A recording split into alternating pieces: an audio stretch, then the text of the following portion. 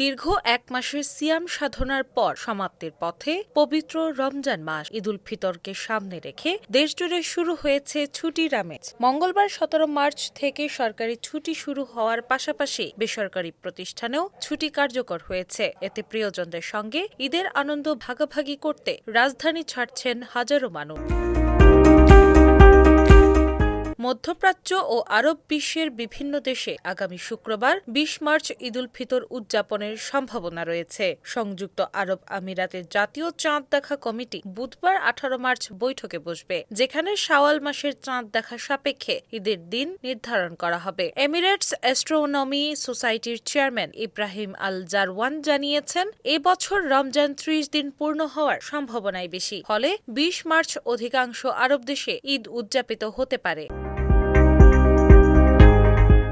বাংলাদেশে সাধারণত আরব বিশ্বের একদিন পর ঈদ পালিত হয়। সে হিসেবে দেশে আগামী শনিবার ২১ মার্চ ঈদ হওয়ার সম্ভাবনা বেশি। তবে চূড়ান্ত সিদ্ধান্তের জন্য আগামী বৃহস্পতিবার ১৯ মার্চ জাতীয় চাঁদ দেখা কমিটি বৈঠক করবে। সেদিন চাঁদ দেখা গেলে ২০ মার্চ, আর না দেখা গেলে ২১ মার্চ ঈদ উদযাপিত হবে।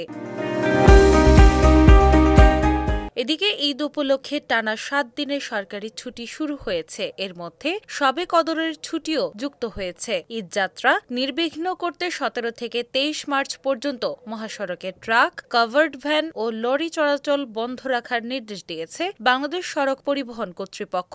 তবে নিত্য প্রয়োজনীয় পণ্য, ওষুধ, জ্বালানি ও তৈরি পোশাক বহনকারী যানবাহনে নিষেধাজ্ঞার বাইরে থাকবে। এছাড়া যানজট এড়াতে গুরুত্বপূর্ণ সড়কের পাশে যানবাহন পার্কিং না করার নির্দেশ দেওয়া হয়েছে। যাত্রীদের সুবিধার্থে প্রয়োজন হটলাইন নম্বরও চালু রাখা হয়েছে।